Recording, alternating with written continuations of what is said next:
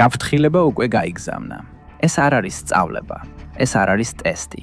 ეს რეალურია და ეხლა ხდება. სათხად საკომანდო ცენტრში საბოლოო გადაწყვეტილება უკვე მიღებულია. ამერიკის კონტინენტურ ნაწილში მილიონობით ადამიანი იღებს ტელეფონებს, იყურება ფანჯრებიდან და ცდილობს გაიგოს, რას ნიშნავს ახლა უსაფრთხოება. და თავშესაფარი თითქმის ნამდვილად არ არის იქ, სადაც თქვენ ფიქრობთ. რადგან სანამ ერთი ხილული რაკეტაც კი მიაღწევს, მანამდე რაღაც სხვა ხდება. აფეთქება კონტინენტის მაღლა, რომელიც არ არის განკუთვნილი ქალაქების გასანადგურებლად, არამედ კოორდინაციის წასაშლელად. თქვენ ამას ვერ გაიგონებთ, ვერ დაინახავთ. ენერგია რამდენიმე შტატში ერთ წამზე ნაკლებ დროში ქრება. ტელეფონები გათიშულია შუა სკროლვისას. საჰაერო მოძრაობის კონტროლის ეკრანები ცარიელდება. საწოვის ტუმბოები გაჩეტანის პროცესში გადატანის პროცესში. ენერგოსისტემა თანდათანობით არ ითიშება. ის უბრალოდ ქრება. არა ყველგან და არა თანაბრად, მაგრამ საკმარისად იმისთვის, რომ რეაგირება დაიშალოს პირველივე დარტყმამდე და შემდეგ ბირთვული ქობინები მოყვება. პირველი ტალღა ქალაქებს არ ურტყამს. ეს წარმოდგენა, რომ სავსე ცათამბჯენები სოკოსებრი ღრუბლებით დაიფარება, ცდარია. ბირთვული პირველი დარტყმა სასჯელი არ არის. ეს მათემატიკაა. სამიზნეებია ის ობიექტები, რომლებიც საპასუხო დარტყმას შეძლებენ. ICBM-ის ბაზები მონტანაში, ვაიომინგში და ჩრდილოეთ დაკოტაში. მთელი რეგიონები აშენდა იმ იდეაზე, რომ მათ არასდროს დასჭირდებოდათ საკუთარი თავის დაცვა. მხოლოდ საპასუხო დარტყმა. ისინი პირველივე წუთებში ქრებიან. შემდეგ მიყვება წყალქვეშა ნავების ბაზები ჯორჯიასა და ვაშინგტონის შტატში. საზღვაო ხომალდები, რომლებიც მეორე საპასუხო დარტყმის შესაძლებლობას უზრუნველყოფენ, არ უნდა მიეცეთ პორტიდან გასვლის საშუალება. ისინი იქვე ნადგურდებიან, სადაც დგანან. შემდეგი სამიზნე ხდება სარდლობა და მართვა. Virginia, Colorado, Nebraska. ეს სიმბოლური სური სამიზნეები არ არის. ესენი ფუნქციური ობიექტებია. და სწორედ ფუნქცია ქრება პირველ რიგში. სათითაოდ ის სტრუქტურა, რომელიც საპასუხო დარტყმას შესაძლებელს ხდის, იშლება. და სანამ ქალაქები ამ განტოლებაში ჩაერთვებიან, გადაწყვეტილება უკვე მიღებულია. სად ხარ შენ? ეს არ არის კითხვა, რა იქნება დარტყმის ობიექტი.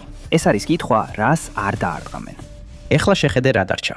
შენ დგახარ მაკინაკის ხიდზე, 5 მილიან ფოლადისა და კაბელის კონსტრუქციაზე, რომელიც ერთადერთი გზაა მიჩიგანის ზედა ნახევარკუნძულს და შტატის ქვედა ნაწილს შორის. შენს უკან ინდუსტრიული შუადასავლეთი მდებარეობს რადიაციული დაბინძურების კორიდორში, რომელიც რამდენიმე შტატზე გადაჯიმულია.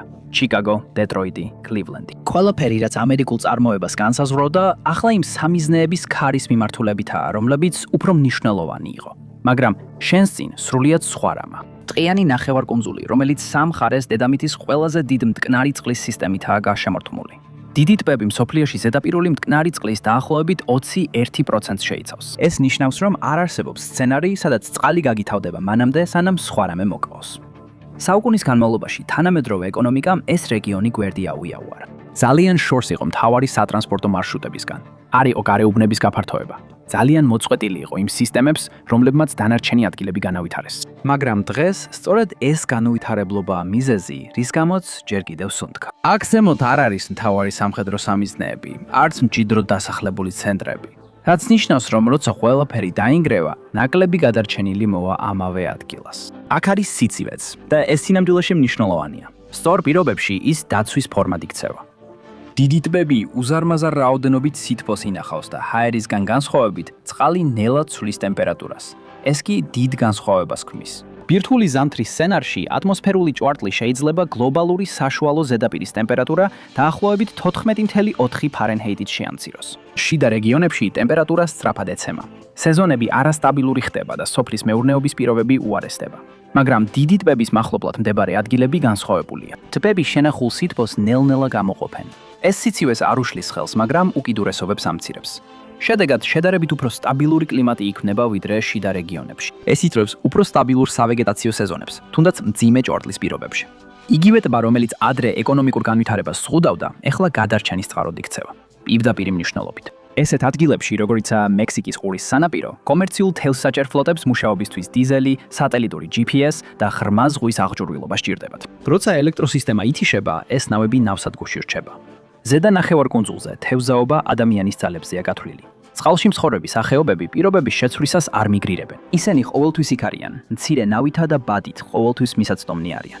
ტყეები დანარჩენს უზრუნველყოფენ. თეთრკუდა ირემი, მცირე ნადირი და საკვების შეგროვება მრავალფეროვან და მოქნილ რაციონს უზრუნველყოფს. და ეს ნიშნავს გადარჩენას.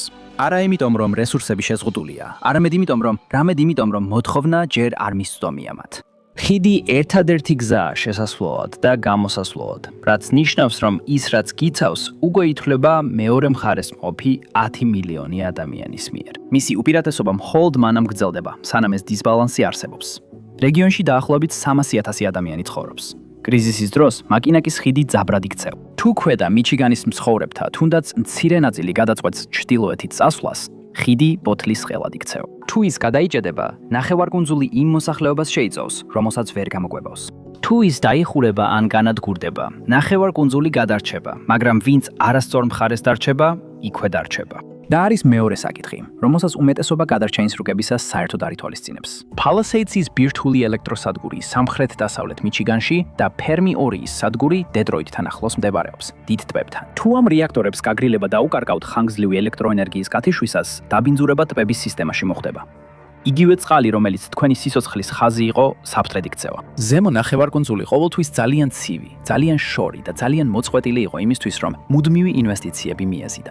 ამჟამად ძალიან ცივი და ძალიან შორი ნიშნავს განსხვავებას დაუცველად დარჩენასა და გადარჩენას შორის. სირენები უკვე საათებია რაც დუმს. სანამ უმეტესობა რეაგირებს, შენ უკვე გადამწყვეტი ნაბიჯი გადადგი. შენ უკვე იმ ადგილას ხარ, სადაც უნდა იყო. ალბათ დასავლეთ ვირჯინიის ხეობაში ხარ და არ მოძრაობ.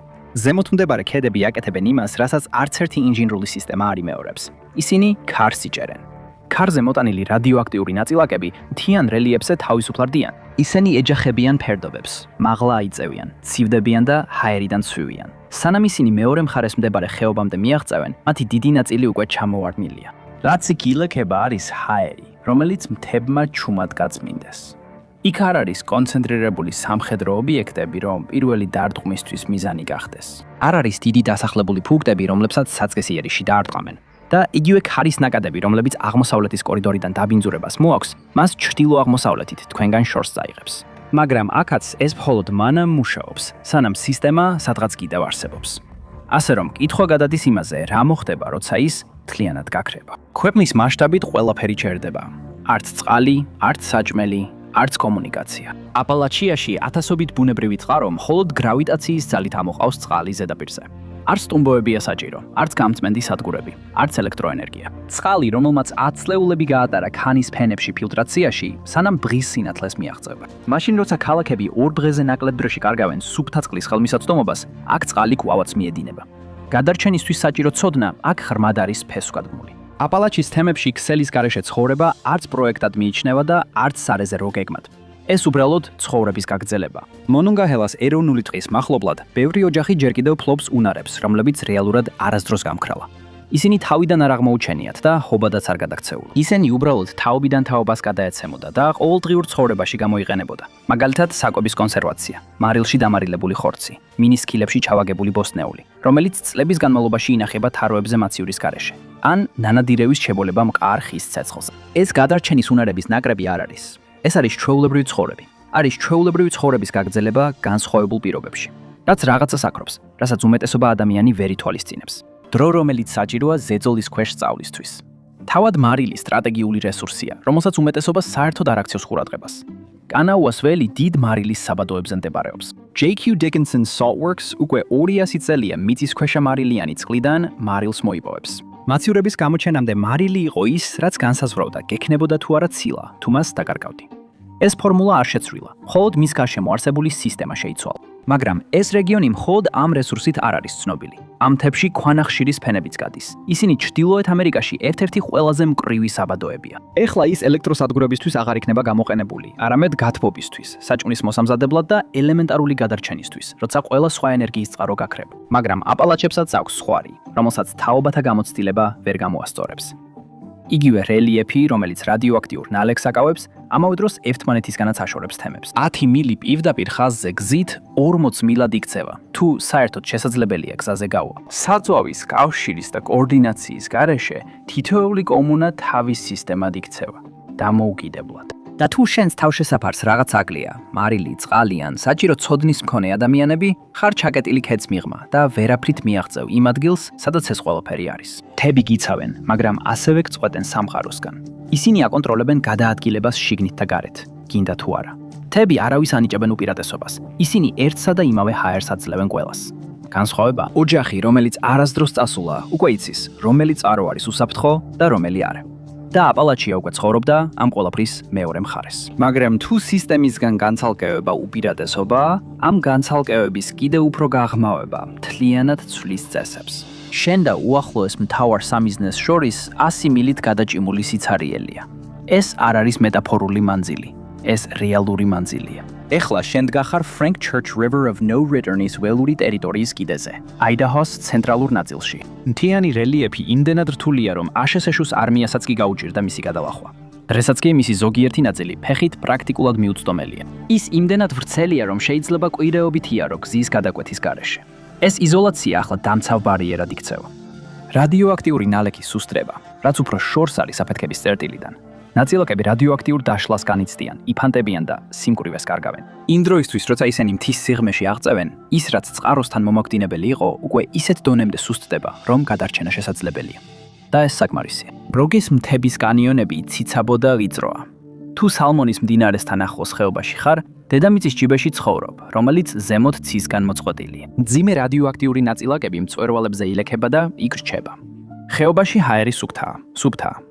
რელიეფი შენს ნაცვლად იღებს რადიოაქტიურ ნატრიურ ნალექს, მაგრამ როკის მთების ყველა ნაწილი ერთნაირად ვერ გადარჩება. კოლორადოში რამდენიმე მთავარი სამიზნეა. ნორადი შაიენის მთის შიგნით პიტერსონის კოცმოსური ძალების ბაზა Colorado Springs-ის გარეთ. ეს კოორდინატები სარაკეტო დარტყმის გეგმაში არჩევითი არ არის. გადარჩენასა და საფრთხეს შორის განსხვავება ამ წერტილებიდან მილებით იზომება. ცენტრალური აიდაჰო ამ რადიუსს გარეთ მდებარეობს. აქედან უახლოეს სტრატეგიულ ობიექტამდე 300 მილია და ეს საკმარისად შორია, რომ მნიშვნელობა კონდეს. აქ საკვები ინფრასტრუქტურაზე დამოკიდებული არ არის. ცხოველები, რომლებიც ათასობით წელია ადამიანური სისტემების გარეშე გადარჩნენ. წყალი მოდის მთის ნაკადულებში თოვლის დნობის შედეგად, რომელიც გრავიტაციით მიედინება და მოძრაობისას იფილტრება. ინფრასტრუქტურის ნებისმიერი კოლაფსი აქ თითქმის შეუმჩნეველი დარჩება. აქ უბრალოდ არ არსებობს სისტემები, რომლებიც შეიძლება გამოვიდეს მწყობრიდან, მაგრამ მანძილი ფარია, რომელიც მხოლოდ მანამ მუშაობს, სანამ შენ შეძლებ მის შენარჩუნებას. Frank Church-ის ველური ტერიტორია მიზეზით ეწოდება დაბრუნების გარეშე მდინარეს. თუ საკვები გინცირდება, თუ ვინმე სამედიცინო დახმარება სჭირდება, არავინ მოვა დასახმარებლად. არც მომარაგება, არც ვერტმფრენით ევაკუაცია. ის 100 მილის სიცარიელე, რომელიც გიცავს, ასევე უშლის ხელს ვინმეს შენამდე მოსვლას. და თუ ბირთვული ზამთრის მოდელირება მართალია ტემპერატურის ვარდნასთან დაკავშირებით, უკვე სასტიკ აიდაჰოს ზამთრები კიდევ უფრო გაუსაძლისი გახდება. თოვლის საფარი, რომელიც ჩვეულებრივ ივნისში დნება, შეიძლება ივლისშიც ან აგვისტოშიც დარჩეს. მოსავლის მოყვანის პერიოდი ძალიან მოკლე ხდება. ველური ბუნების პოპულაციები უსასრულო არ არის. გადარჩენისთვის სასოწარკვეთილი ადამიანების გადაჭარბებული ნადირობა მათ რაოდენობას შეამცირებს. დაშორება შენ სიცოცხლეს იხსნის და შემდეგ გიწევს, რომ შეინარჩუნო იგი. აქამდე ყოველი ადგილი ეთი და იმავე შეუძლებელი კითხვაზე განსხვავებული პასუხი იყო. სად ახერხებენ ადამიანები ჯერ კიდევ ჯამას, გადაადგილებას და ერთად ყოფნას, როცა რუკის დანარჩენი ნაწილი უკვე ჩამოშლილია. როკის მთები თავდაცვით ციხესიმაგრედ არასდროს იყო შექმნილი. უბრალოდ ასე ფუნქციონირებს. მაგრამ ისინი მაინც იმავე მატერიკზეა მიბმული და ყველაფერს განიცდის, რაც მასზე ხდება. რადიოაქტიური ნალექი, ამინდის ცვლილებები, კოლაფსი, ყველაფერი გადადის. ასე რომ, შემდეგი ნაბიჯი საკმაოდ მარტივია. დატოვო კონტინენტი მთლიანად. Puerto Rico კონტინენტურ შეერთებულ შტატებს 1000 მილის დაშორებით მდებარეობს. ის იმდენად შორსაა, რომ აქეთ არაფერი არის მიმართული. არც სირენები, არც სწავლებები. უბრალოდ ცხოვრების ჩვეულებრივი ხმები. ეს ის ადგილია, სადაც შორეული კრიზისი მართლაც შორეულად გეჩვენება. ზღვა თავად არის თავდაცვის პირველი ფენა. წყალი მხოლოდ მანძილს არქმის, ის აფერხებს რადიაციული ნალექის გადაადგილებას. ჰაერი, რომელიც კუნძულამდე აღწევს, 1000 მილის მანძილზე გადის ოკეანეზე, არადამწვარი ქალაქებისა თუ განადგურებული ინფრასტრუქტურის გავლით. ის უფრო სუფთა მოდის. პასატები მუდმივად აღმოსავლეთიდან დასავლეთისკენ უბერავს. ეს ჰაერია, რომელსაც მატერიკთან შეხება არ ქონია. ცხოვრება ძლივს გაგრძელდება. ცენტრალურ კორდილიერაში ხალხი ისევ იღებს საკვებს მიწიდან. ყავა, ბანანი, პურის ხილი, ფესვები, რომლებიც გადარჩნენ, რადგან დამარხულები იყვნენ. მოსავალი სეზონიდან სეზონამდე მცირდება, მაგრამ არ ქრება. უბრალოდ ნაკლებია. ყოველ წელს სულ უფრო ნაკლები. Power მიწაზე არჩევანი მარტივია. საჭმელი ან არანაირი საჭმელი. აქ კი ეს ზღვარი ოდნავ იბურება. ჭამ, მაგრამ საკმარისი არ არის. Puerto Rico ეკვატორთან ახლოს მდებარეობს, სადაც საბაზისო მზის გამოსხივება პლანეტაზე ყველაზე მაღალია. მაშინაც კი, როდესაც ატმოსფეროში მძიმე ჭვარტლის პირობებია, მაინც საკმარისი მზის შუქი აღწევს ზედაპირზე, რომ შეზღუდული სოფლის მეურნეობა შენარჩუნდეს. საკმარისი არაა, რომ თავი უსაფრთხოდ იგრძნო, მაგრამ საკმარისია, რომ რაღაცები ცოტა ხანს მაინც გადარჩეს.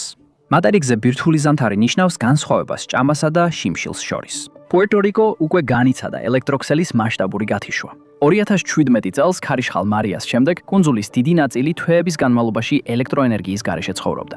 ინფრასტრუქტურა დაინგრა, მაგრამ საზოგადოებები არ დაინგრა. მთებში მდებარე სოფლები ხელახლა აშენდა ფედერალური დახმარების გარეშე. მათ უკვე იციან, როგორ შეაკეთონ რაღაცები, როგორ გააზიარონ რესურსები და გადარჩნენ მაშინ, როცა სისტემა ვერ მუშაობს. ეს ცოდნა აქ ისევ არსებობს. ეს ეხმარება, მაგრამ ვერ აგვარებს იმას, რაც მოდის. რადგან კუნძული ცარიელი არ რჩება, ის ჩანს, მასთან მისვლა შესაძლებელი. ყველას, ვისაც აქვს რუკა და თვითფრინავის ბილეთი, შეუძლია იგივეს მიხვდეს, რასაც შენ მიხვდი.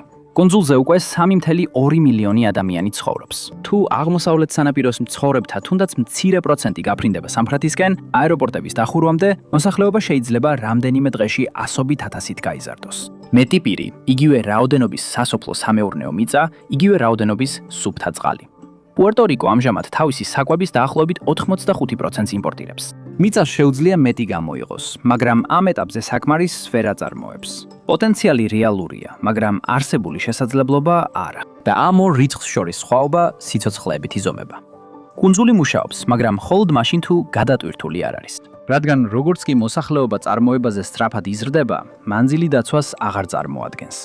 ასე რომ განტოლება ისევ იცვლება. არც მეტი, არც შორს, არამედ უფრო პატარა. 65 მილი სამხრეთით, რუკაზე უფრო პატარა წერტილია. და მთელი აზრით სწორედ ისა, რომ ის რუკაზე პატარა წერტილია. ყველგან სხვაგან ყველაფერი გაქრა. ქალაქები ნანგრევებად იქცა. სანაპირო ზოლები რუკებზე დაიწვა. სისტემები, რომლებიც ყველაფერს ერთად აკავებდა, დაინგრა. და ამ უფრო ფართო მარცხის შუაგულში მაინც არსებობს ეს. სენ-კრუა. ის ძლივს ჩანს სტრატეგიულ რუკაზე. ძალიან იზოლირებულია. ძალიან დაბალი ღირებულებისაა, რომ დატმა გაამართლოს. კუნძული იმდენად პატარაა, რომ შეიძლება უგულებელყოთ. უმეტესობა სახლებისა ცისტერნებზეა დამოკიდებული. მიწისქვეშა რეზერვუარებზე, რომლებიც წვიმის წყალს აგროვებს და ინახავს. თუ წყლის მილები გატყდება ან ტუმბოები გაჩერდება, მნიშვნელობა არ აქვს. ყოველ სახლს თავისი პირადი წყლის მარაგი აქვს იატაკის ქვეშ. ყველაფერი რაც გჭირდება, ვედროა. კუნძულელები ცისტერნებში პატარა თევზებს ამყოფებენ, რომ მათ კოღოს ლარვები შეჭამონ და წყალი სუფთა იყოს. სენტ-კრუას გარშემო რიფებში ჯერ კიდევ არის თევზი, მაგრამ მხოლოდ მანამ, სანამ არაფერი გადააჭარბებს მათ სვარს. თუ თევზაობა გადარჩენიდან პანიკაში გადაიზრდება, წყალში თევზი სწრაფად გამოილევა და სხვა გზა აღარ რჩება. მომარაგების გემები დროულად არ ჩამოდიან. ისინი მოდიან, როცა შეძლებენ და ზოგჯერ საერთოდ არ მოდიან. რაც წყალში რჩება, ის მაშინვე ქრება, როგორც კი ზეწოლა იზრდება. აქ ხალხი უკვე იმ ზღვარზე ცხოვრობს, სადაც გაზიარება მუშაობს მხოლოდ მანამ, სანამ აღარ იმუშავებს. არსებული მოსახლეობა დაახლოებით 41,000. ცისტერნების სისტემა, რომელიც მშვენივრად მუშაობს 41,000 ადამიანისთვის, იწყებს მარცხს 60,000-ზე თევზაობის წყლეობის ხლები, რომლებიც ბუნებრივად ივსება, შეიძლება გადაჭარბებით დაითევზოს. და განსხვავებით მატერიკზე მდებარე ადგილებისგან, აქ მეორე ვარიანტი არ არსებობს. სენტ-კრუაზე ვერ გადახვალ შემდეგ ხეობაში, ან ვერ წახვალ შემდეგ ქალაქში. ოკეანეში კლდოვან კუნძულზე ხარ. თუ თევზი ამოიწურება, თუ ცისტერნები დაშრება, თუ მოსახლეობა გაიზრდება, წასასვლელი აღარ დარჩება. ისევე როგორც ეს სიმცირე, რაც შენს ადგილს სამიზნე რუკიდან აშორებს, ზღუდავს იმ ადამიანების რაოდენობასაც, ვინც იქ გადარჩება. ასე რომ, თუ სამიზნეების შემცირება ზღვარს ქმნის, სტრატეგია ისე უნდა შეიცვალოს. არც პატარა, არც შორი, არც დიდი, უბრალოდ დაცული. მთავარ მიწაზე არის ადგილი, რომელიც აშკარად გადარჩენის ადგილად არ ჩანს. ოზარგის პლატო. მას არ აქვს დრამატული მწვერვალები, არც თვალში საცემი რელიეფი. უბრალოდ გორაკებია სამხრეთ მისურისა და ჩრდილოეთ არკანზასის მასშტაბით. და სწორედ ამიტომ მუშაობს ეს ადგილი. ის არასდროს ყოფილა იმდენად მნიშვნელოვანი, რომ მიზანში ამოეღოთ. ძალიან დასავლეთითაა, რომ აღმოსავლეთ სანაპიროს რადიაციული ნალექი მიეღო. ძალიან სამხრეთითაა, რომ ჩრდილოეთის სამიზნეების სრული ზემოქმედება მიიღოს. მდებარეობას მნიშვნელობა აქვს, თუნდაც შეუმჩნეველი ჩანდეს.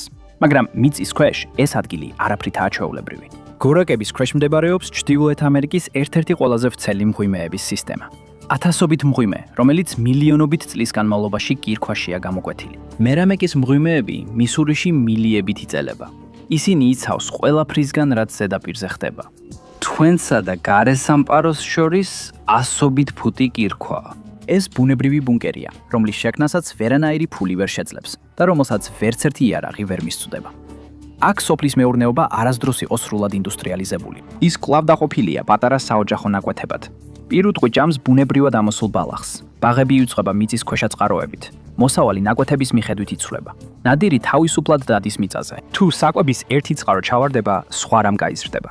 ოზარგს შუადასავლეთის სიმინდის ყანის ეფექტიანობა არ აქვს, მაგრამ აქვს სათადარიგო ვარიანტები. და ეს არის ერთადერთი სასოფლო სამეურნეო სტრატეგია, რომელიც გადარჩა. მღვიმეებს არ აინტერესებთ რა ხდება ზედაპირზე, ან რამდენად შორს გავრცელდა რადიოაქტიური ნალექი. მღვიმეებს არ აინტერესებთ რომელი ქალაქები აღარ არსებობს.